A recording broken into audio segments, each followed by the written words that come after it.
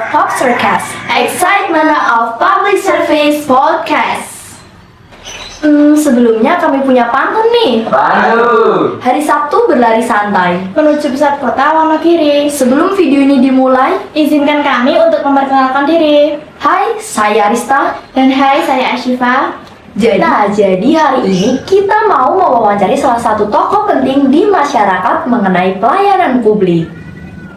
Ya, benar sekali. Marilah kita sambut narasumber kita pada hari ini. Halo semuanya, selamat sore. Kenalkan, nama saya Siman. Saya pekerjaannya sekarang sudah purna tugas, sudah pensiunan, jadi tidak tugas lagi. Kemudian di dalam masyarakat kebetulan dipilih dari warga masyarakat untuk sebagai orang yang sebagai RW di RW 04 Desa Belum. Kalau boleh tahu, peran Bapak di masyarakat apa nih? Coba ceritakan ke kami. Ya, untuk peranan Bapak atau peranan saya, sebenarnya kalau mengatakan peranan itu sebenarnya tidak begitu ya, karena semuanya peran bersama dengan masyarakat. Hanya kebetulan saja waktu dulu itu saya pernah jadi RT, kemudian pernah jadi PJ Kepala Desa, kemudian jadi RW sampai sekarang yang akan berakhir di bulan Desember nanti. Jadi untuk peranan ya kita bekerjasama lah, koordinasi atau bimbing atau memimpin masyarakat di lingkungan tingkat RW. Kemudian untuk peranan yang pasti ya sebagai orang yang dituakan di kampung ya banyak sekali, kalau misalnya mengkomunikasikan, mengkontrolikan, membuat laporan, dan banyak sekali. Kalau perannya bersama masyarakat tidak menjadi peran pribadi, tapi peran bersama masyarakat, bekerja sama, gotong royong untuk apa itu membantu meningkatkan kegiatan kemasyarakatan. Itu ya perannya. Jadi peran secara khusus itu yang menilai orang kalau saya mengatakan peran saya itu enggak bagus, peran saya utama apa ya secara bersama-sama semua punya peran. Hanya kebetulan saya yang dulu pernah jadi RT dan pernah jadi PJ Kepala Desa dan jadi RW itu saja. Jadi perannya kita ya mengabdi pada negara, bangsa, dan kepada masyarakat, utamanya sebagai apa itu pemerintah di tingkat bawah yang memberikan pelayanan yang menjadi kebutuhan dari warga masyarakat. Ya. Kemudian untuk fungsi RW banyak sekali ya. Itu hampir sama dengan RT, tapi kalau RT itu lingkupnya di tingkat wilayah RT, tapi kalau RW kan mencakup beberapa RT. Di antaranya mungkin kalau ya untuk fungsi RW ya, itu membuat data penduduk ya. Mungkin itu yang sangat dibutuhkan oleh pemerintah desa sebagai laporan atau sebagai data ya. Jadi paling tidak harus tahu pada penduduknya ya, itu fungsinya. Kemudian juga ada ya mengadakan kegiatan kemasyarakatan ya, dalam kegiatan tertentu ya, mengkomunikasikan atau mengkoordinasikan ya, semua kegiatan yang ada di dalam masyarakat di tingkat RW dalam kegiatan-kegiatan tertentu ya. Mungkin dalam kegiatan gotong royong pembangunan bersama, atau gerakan ibu-ibu, atau gerakan kesehatan, atau gerakan remaja ya, ini dikoordinasikan ya. Kemudian juga bersama masyarakat membuat gagasan atau inovasi apa untuk membangkitkan, memberikan suatu kemajuan pada lingkungan masyarakat di tingkat RW. Jadi bersama tokoh masyarakat ya, jadi apa itu mencari aspirasi yang diinginkan oleh masyarakat di dalam pembangunan dalam segala bidang itu apa. Kemudian kita koordinasikan dengan para RT dan tokoh-tokoh masyarakat. Kemudian juga mengurus, itu fungsinya ya, fungsi RW juga mengurus fasilitas infrastruktur masyarakat, misalnya tentang jalan atau tentang saluran yang sudah rusak, itu difasilitasi dengan tokoh masyarakat, diundang bagaimana baiknya atau dilaksanakan pembangunan secara bersama. Kalau tidak ada dana bantuan ya kita swadaya bersama masyarakat. Nah ini fungsinya itu termasuk ya, memberikan suatu, memfasilitasi masyarakat untuk mengurus fasilitas infrastruktur yang ada di kampung, tingkat RW ataupun tingkat RT. Kemudian fungsinya juga salah satunya itu sebagai jembatan penghubung antara warga masyarakat atau ya warga masyarakat dengan pemerintahan tingkat desa, tentang hubungan kerja atau tentang kebutuhan masyarakat, ya, menginformasikan, memberikan laporan, terus menerima apa itu perintah dari pemerintah desa. Itu satu jembatan komunikasi antara masyarakat dengan pemerintah desa. Itu mengenai fungsi RW, fungsi RW. Mungkin ada yang kurang, tapi saya rasa sudah cukup tuh mengenai banyak fungsi atau peran dari RW. Nah, jadi Bapak ini pernah menjadi RT, lalu menjadi lurah, dan sekarang menjadi seorang RW. Kira-kira Bapak sudah menjadi RT, kemudian menjadi lurah, berapa lama ya? Ya, untuk menjadi RT sudah lama ya. Kalau didasarkan masa kerja itu 5 tahun, dulu saya malah lebih. Saya sudah selama 12 tahun itu, sejak 2001 tuh sampai 2012 atau berapa itu lupa, tapi yang jelas 12 tahun itu. Sama sekali kalau mau ada pilihan yang suruh ganti tidak mau ya. Apalagi siapa lagi kalau di lain, yang lain tidak mau ya, untuk mengabdi ya nggak apa-apa, dipilih lagi nggak apa-apa. Kemudian waktu itu masih muda saya ya, baru umur 30 berapa tahun itu bisa menjadi RT. Itu satu kepercayaan untuk memimpin bersama masyarakat ya.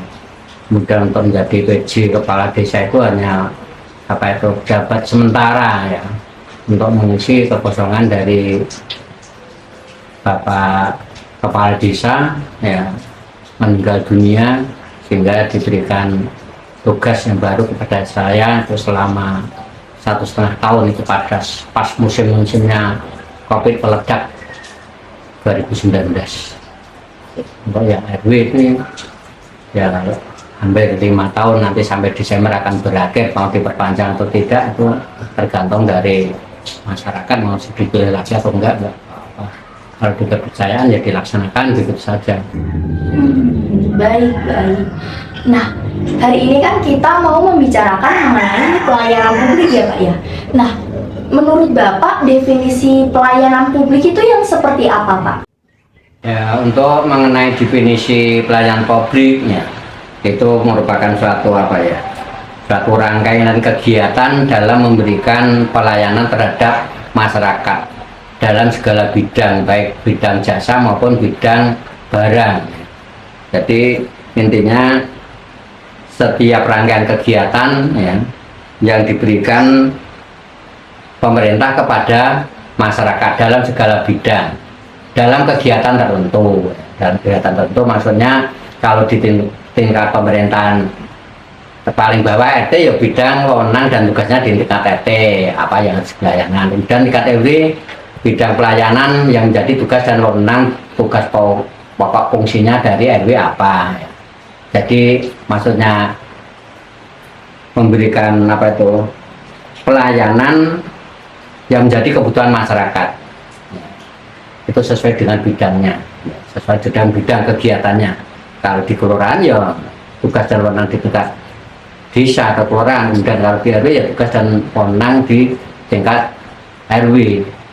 Itu mengenai inti pelayanan publiknya. Dan pelayanan publik itu segala rangkaian kegiatan pemerintah yang memberikan pelayanan kepada masyarakat dalam segala bidang. Dalam hal ini untuk tingkat RW atau RT ya dalam kegiatan tertentu di bidang wewenang dan tugasnya. Itu mengenai inti dari pengertian pelayanan publiknya. Oh, berarti seperti yang Bapak sudah jelaskan tadi, pelayanan publik itu sangat penting ya Pak di masyarakat. Kalau bentuk-bentuknya dari pelayanan publik itu apa ya Pak ya? Kemudian masalah bentuk pelayanan publik ya di tingkat RW itu ya pelayanan yang diberikan kepada masyarakat sesuai dengan kebutuhan dari masyarakat dalam bentuk misalnya memberikan rekomendasi, mau mencari KK atau mencari KTP atau akta kelahiran, itu bentuk-bentuk kegiatan pelayanan yang ada di tingkat RW ya. Kemudian kesehatan, pendidikan yang hubungannya dengan pendidikan, mungkin memberikan rekomendasi untuk melanjutkan sekolah dan sebagainya, itu kadang kan membutuhkan rekomendasi dari RW bersama RT. Itu dalam bentuk pelayanan secara umum yang menyangkut kegiatan masyarakat. Dalam segala hal hubungannya dengan masyarakat, kalau tingkat RW ini pasti semuanya pelayanan berhubungan dengan masyarakat. Ya. Semua pelayanan, semua kebutuhan masyarakat itu biasanya ya pelayanan yang harus lewat RT maupun lewat RW, termasuk tentang kesehatan, pendidikan, keagamaan, kemasyarakatan, itu banyak sekali. Dan kegiatannya adalah dalam bentuk-bentuk kegiatan masyarakat juga ada. Banyak lah bentuk-bentuk pelayanan ini ya, bidang pendidikan, kesehatan, keagamaan. Jadi semua kegiatan yang menyangkut di dalam masyarakat ya itu semuanya bentuk pelayanan yang ada di tingkat RW, karena memang mencakup semua kegiatan yang dilakukan oleh masyarakat. Nah, bentuk pelayanan publik tadi kan ada banyak sekali ya Pak. Salah satunya adalah pembuatan KK. Apa saja yang dibutuhkan untuk pembuatan KK? Yaitu namanya bisa sudah berkeluarga, bisa ada yang mandiri sendiri, keluarga tunggal juga bisa tapi untuk pelayanan itu harus ada syarat-syaratnya. Untuk keluarga yang komplit, ada anak, cucu, orang tua, pasangan suami istri, itu harus datanya sudah komplit ya. Datanya harus benar, ditunjukkan dengan mungkin akta kelahiran, kemudian surat nikah, kemudian ijazah ya. Itu semuanya datanya komplit, kemudian diajukan, dimasukkan di dalam daftar pengajuan KK, itu ada namanya, tanggal lahir dan sebagainya, data kompletnya, yaitu semua dimasukkan, kemudian dilampiri syarat-syarat yang lain. Itu tadi termasuk surat akta kelahiran, kemudian bukti-bukti yang lain, mungkin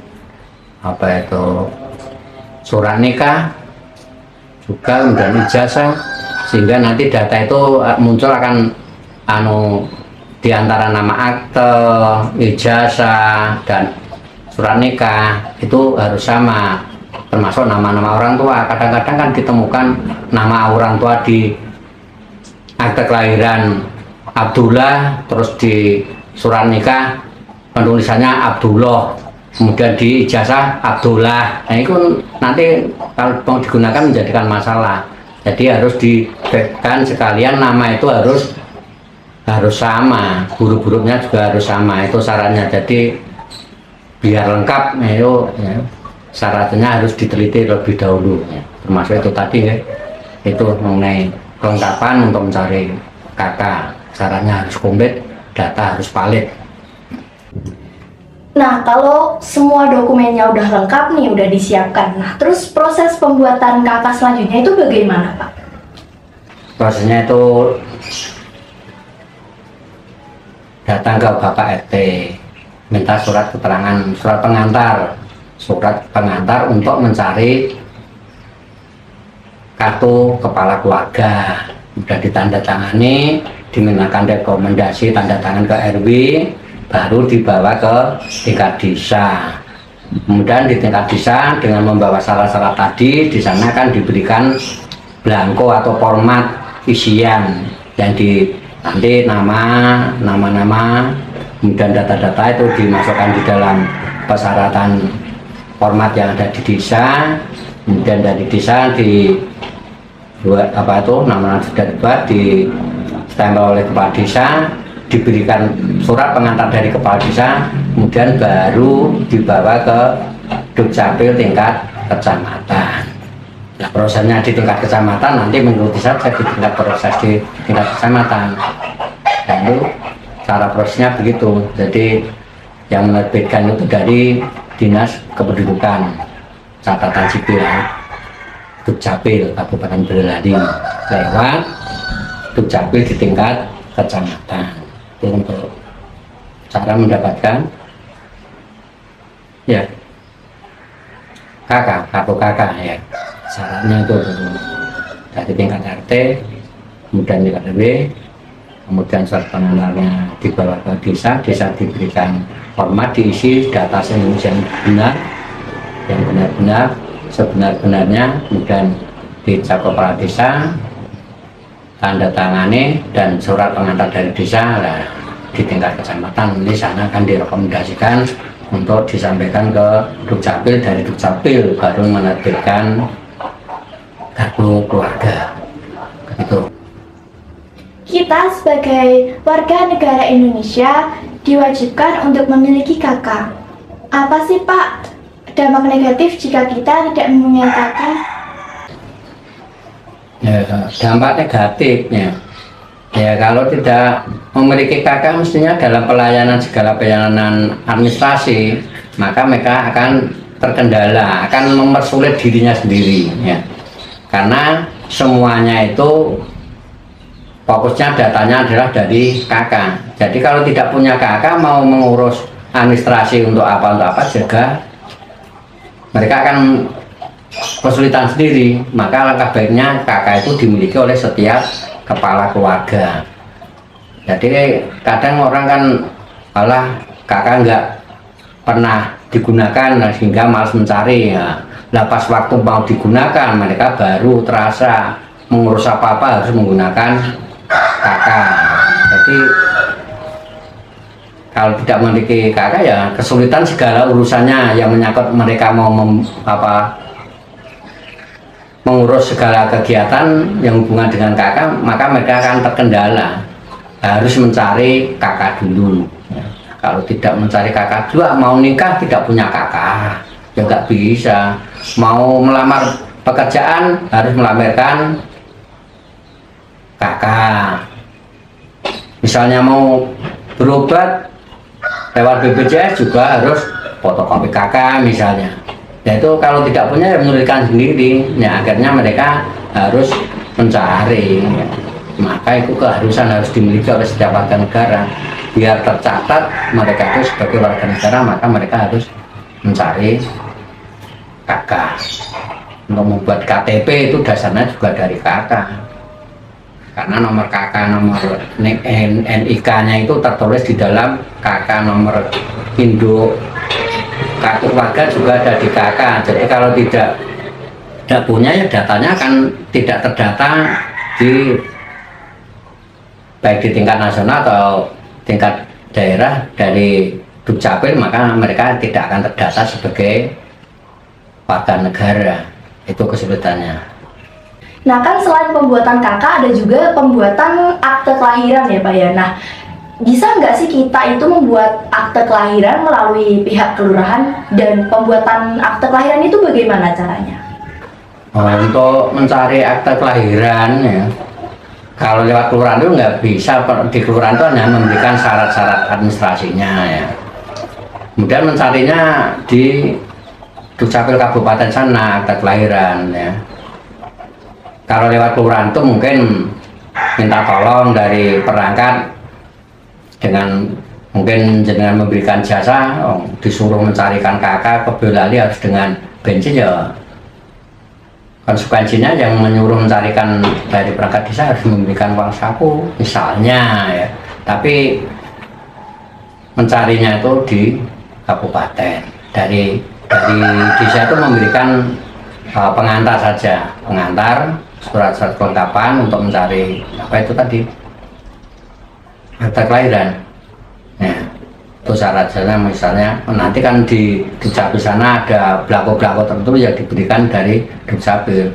Jadi di tingkat desa itu tidak bisa menerbitkan akta kelahiran itu, tidak. Tapi surat keterangan kelahiran mungkin bisa. Tapi biasanya sekarang sudah diterbitkan dari itu surat keterangan lahir dari rumah sakit tempat melahirkan, kemudian dilampirkan, dibawa ke kelurahan, dimintakan syarat untuk mencari akte kelahiran, perabotnya apa, nanti akan dilengkapi. Nah, sudah lengkap, tanda tangani sampai kecamatan, baru dibawa ke Dukcapil Kabupaten. Nah, di sanalah di Dukcapil Kabupaten akan diterbitkan akta kelahiran. Di masyarakat kan tidak semuanya sehat ya Pak, pasti ada juga yang sakit. Nah, apa tindakan yang mungkin Bapak lakukan untuk menghimbau masyarakat agar mereka mau menjaga kesehatan?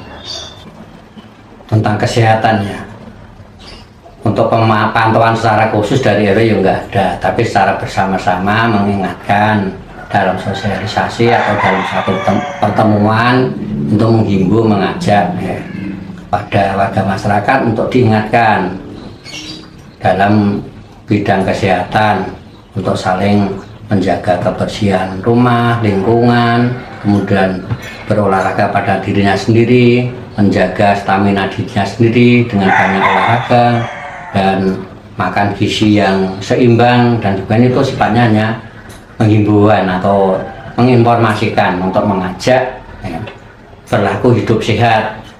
Dalam berlaku hidup sehat ya termasuk lingkungan yang sehat itu bagaimana supaya masyarakatnya sehat. Kemudian himbauan-himbauan mungkin pada mau musim penghujan, musim kemarau dan lain sebagainya. Kalau mau musim kemarau akibat dari musim panas yang panjang mungkin kebakaran, kemudian musim penghujan biasanya banyak wabah penyakit. Nah, itu yang dihimbau, mengajak waspada. Mari kita bersama-sama dimulai dari keluarga masing-masing untuk menjaga kesehatan. Itu sifatnya himbauan saja, ajakan atau sosialisasi yang dilaksanakan dalam setiap pertemuan. Bukan kalau ibu ya lewat PKK atau pertemuan arisan, bapak mungkin kegiatan yasinan atau kegiatan kumpulan lapangan, itu selalu dihimbau, disampaikan. Seperti yang dibilang tadi kan nggak semua masyarakat merasa badannya sehat ya Pak ya. Nah, kalau seumpama di masyarakat itu ternyata ada anak yang mengalami lambat tumbuh kembang nih Pak, atau yang biasa disebut dengan stunting. Nah, kira-kira tindakan Bapak yang mungkin Bapak lakukan untuk mengatasi kasus stunting tersebut bagaimana Pak? Mengenai kasus stunting kalau di lingkungan di sini kelihatannya nggak ada. Untuk cara penanganan stunting itu sebenarnya stunting itu berawal dari perkawinan ya, dari perkawinan usia muda, kemudian dengan cara pemberian makanan yang bergizi ya.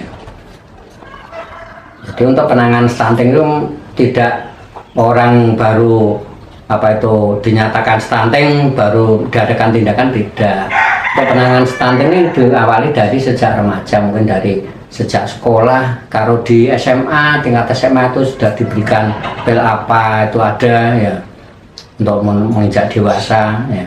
Ya penanganannya itu dari sejak dini untuk stunting itu sebenarnya. Tidak melaksanakan perkawinan usia muda, menunda perkawinan dalam aturan terjarak jangka umur usia yang ditetapkan oleh pemerintah itu termasuk untuk mengurangi stunting. Stunting itu apa? Tumbuh kembang yang terlambat.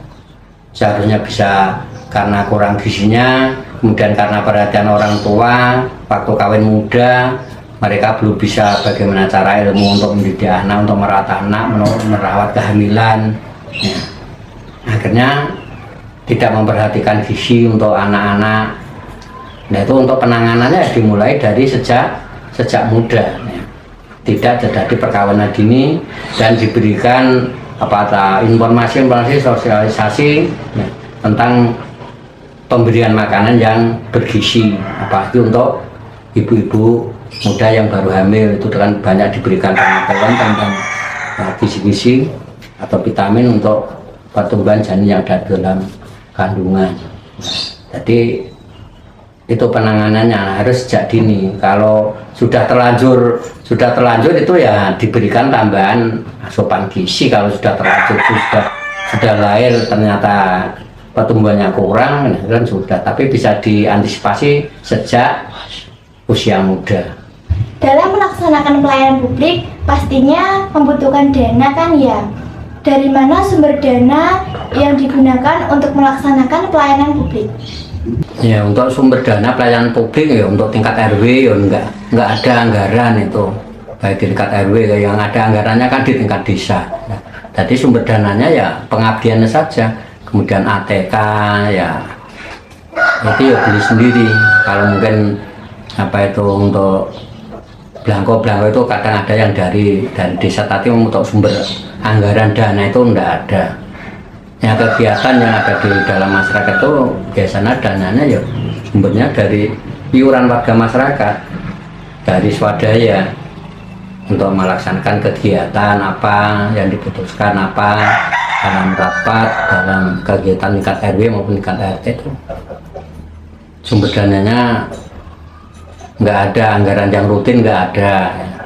Kalau sifatnya bantuan itu bantuan dari pemerintah desa ya dilaksanakan, tapi yang sifatnya swadaya, kegiatan swadaya yang ada di lingkungan RW atau tingkat RT itu biasanya dananya ya sumber dananya dari warga masyarakat dengan cara iuran bersama-sama gitu, ya. Kan dalam pelaksanaan pelayanan publik kan nggak selalu lancar ya Pak ya, pasti ada juga yang menghambat, ada juga yang mendorong agar cepat selesai. Nah, kira-kira faktor yang mendukung dan juga faktor yang menghambat dalam pelaksanaan pelayanan publik itu apa saja sih Pak? Ya, faktor yang mendukung itu ya tentang pelayanan publik, tentang tergantung warga masyarakat. Kalau mereka sudah banyak mengetahui tentang kegiatan-kegiatan yang akan dilaksanakan ya, tentang itu harusnya kesadaran masyarakat sendiri. Kalau yang menghambat ya juga masyarakat sendiri. Kalau mereka itu malas ya mereka akan terhambat sendiri. Kalau faktor penghambatnya tuh datang dari warga masyarakat sendiri. Kadang masyarakat tidak merasa butuh. Nah, misalnya KTP tidak punya ya nggak cari. Ya. Kemudian Pak mau butuh baru mendadak cari. Nah itu kan penghambatnya dari mereka sendiri. Tapi kalau secara umum faktor pelayanan itu penghambatnya ya nggak ada. Itu menurut dan tinggal masyarakat kemana bagaimana, kemudian akhirnya kan memberikan suatu pelayanan. Itu saja ya, mungkin ada hal yang kurang ya bisa dilengkapi sendiri nanti. Selama Bapak sudah menjadi RT, RW maupun lurah, bagaimana cara Bapak memberikan pelayanan publik yang baik kepada masyarakat? Untuk cara pemberian pelayanan ya, pelayanan kan memberikan suatu kepuasan kepada pelanggan ya. Jadi dalam memberikan pelayanan ya mereka yang membutuhkan ya datang disapa, silakan duduk, kemudian kebutuhannya apa ya. Kemudian kebutuhannya apa dipenuhi. Nah, masyarakat kalau pelayanannya sudah bagus, mereka mau menerima apa yang diberikan ya, harus diberikan secara pelayanan secara sopan ya. Kemudian di pelayanan secara ikhlas, sehingga akan memberikan pelayanan yang prima. Maksudnya prima ini semua yang dibutuhkan oleh masyarakat itu terlayani, apa yang diingini. Bisa mau mencari apa bisa diikuti, terlaksana, bisa dilaksanakan secara administrasi, selesai pulang dengan tersenyum, merasa puas, pelayanan sudah bisa pelayanan yang prima ya. Yang prima paripurna itu pelayanan dari permintaan dari awal sampai apa yang akhir mereka harapkan itu mereka dapatkan, itu artinya pelayanan paripurna gitu ya. Tadi kan ada juga faktor yang mendukung, ada juga faktor yang menghambat. Nah, Kira-kira tindakan yang mungkin Bapak lakukan untuk mengatasi faktor yang dapat menghambat dalam pelaksanaan pelayanan publik itu bagaimana, Pak? Untuk cara mengatasi apa yang menghambat pelayanan publiknya, itu kan setiap waktu diberikan informasi, sosialisasi, kegunaan, misalnya tentang KTP, KK, surat-surat dan sebagainya, kemudian tentang kesehatan dan lain sebagainya, pendidikan, ya. Itu selalu diingatkan kebutuhan kesehatan apa, kemudian pendidikan bagaimana, kegiatan agama bagaimana. Ya, itu terlalu cara harus dikomunikasikan, diinformasikan kepada masyarakat itu untuk mengatasi faktor penghambatnya. Kadang-kadang memang masyarakat itu kurang perhatian, orang dilingke pora, tapi kalau pas waktu butuh bingung sendiri. Nah, sebagai yang diwakilkan itu setiap waktu harus mengingatkan tentang pelayanan yang dibutuhkan oleh masyarakat itu apa, itu disampaikan, jadi mereka akan dengan sendirinya sadar akan kebutuhannya mereka. Sebenarnya itu kebutuhan mereka sendiri, bukan kebutuhan dari RT RW-nya, tapi RT RW-nya itu hanya atau menghimbau, mengingatkan, menginformasikan, begitu ya. Selama Bapak menjadi RT, RW maupun lurah, apa saja pelayanan publik yang telah Bapak lakukan untuk masyarakat? Sesuai dengan permintaan dari pelanggan masyarakat yang membutuhkan, ya. Termasuk rekomendasi surat menyurat, ya. Itu termasuk yang sudah dilakukan, ya. Memberikan rekomendasi mau kuliah, mau cari akte, mau cari SKCK dan lain sebagainya, ya. Kemudian menyangkut surat menyurat itu tentang administrasi, kemudian untuk menyangkut tentang kesehatan, ya diberikan, ya.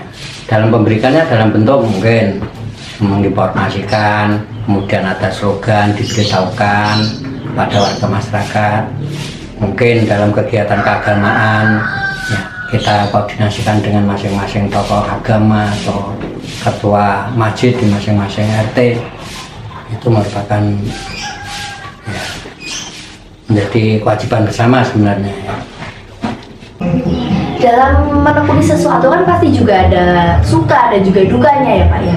Nah, suka duka yang dirasakan Bapak selama menjadi RT, lalu menjadi lurah dan sekarang menjadi RW itu apa Pak? Coba ceritakan ke kita nih. Suka dan duka, ya. Suka dan dukanya banyak sukanya. Kalau menjadi pelayan itu terus banyak sukanya, ya. Jadi merasa senang bisa melayani, merasa hatinya senang kalau apa yang dibutuhkan oleh masyarakat itu terlayani dengan baik. Nah, itu suatu kepuasan tersendirinya. Apalagi yang diharapkan masyarakat apa yang selalu kita melayani bisa. Kemudian kalau duka, ya duka itu kadang-kadang ya kadang kita kalau mengingat pada masyarakat diingatkan tentang kebutuhannya diri, kadang-kadang dia merhatikan itu bukan merupakan suatu duka tapi merupakan suatu apa ya, kok yo ora gelem golek butuh-butuh dewi, ya kebutuhannya sendiri kok nggak mengurus, itu kadang yang menjadi perhatian saja di duka. Kemudian hal yang duka itu kadang yang terkesan duka ini kejadian yang tidak mengenakan, jarang ditemui, ya. Itu tinggal kita, ya. Kalau pelayanan bagus ya kita tidak akan menemukan suatu yang tidak menyenangkan, ya. Nah, dalam melaksanakan tugas, ya kadang-kadang ada hal yang membuat capek, ya. Itu mungkin ya ada, tapi bukan istilahnya duka, ya. Orang ganjalan orang kerja itu pasti ada, ya. Itu ya mengenai apa lagi suka duka, ya. Dibuat suka saja, ya. Buat suka saja, karena kalau dengan hati ikhlas, yang penting pelayanan itu ikhlas. Jadikan suatu pelayanan itu sebagai bagian dari ibadah, jadi hatinya suka, senang.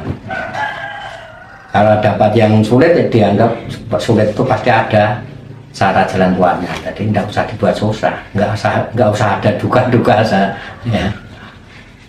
Ya, itu tadi beberapa informasi dari kami yang diperoleh dari narasumber kami, yaitu Bapak Siman.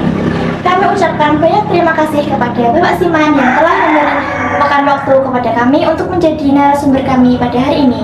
Kami juga ingin mengucapkan mohon maaf yang sebesar-besarnya apabila ada salah kata atau tingkah laku yang membuat Bapak merasa tidak nyaman dalam pembuatan podcast kali ini. Sebelum podcast ini ditutup, mungkin Bapak ada pesan yang ingin disampaikan kepada para penonton nih. Boleh disampaikan kepada para penonton?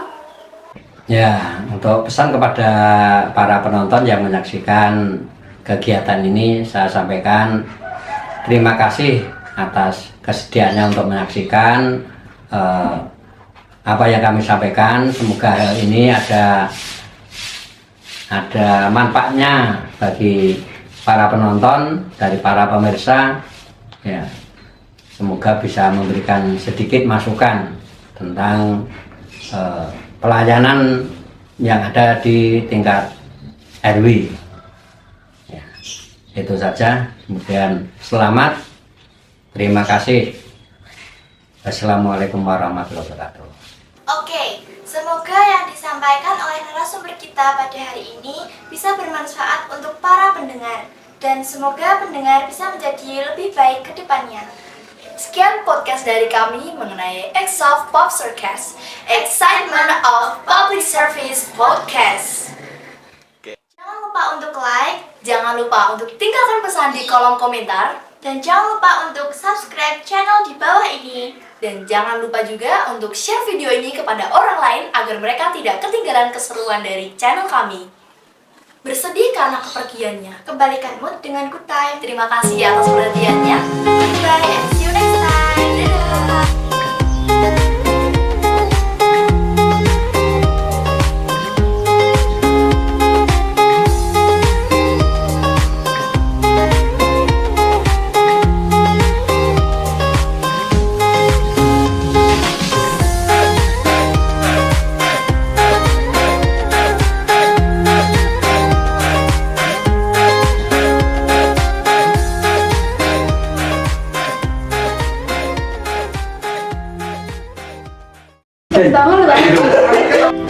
Ini podcast service kok ya itu salah Masuk simak. kue dia tentu Aduh, telat mau sih tolak. iya Apa sih? apa saja yang mau Ada juga ya sih untuk untuk lale. Bunda juga ada juga bla bla bla Pengen gue beli lale. Share. share Ah, orang. Subscribe channel di bawah ini. di Lakukan untuk masyarakat. jadi mau Kis mentok. NS.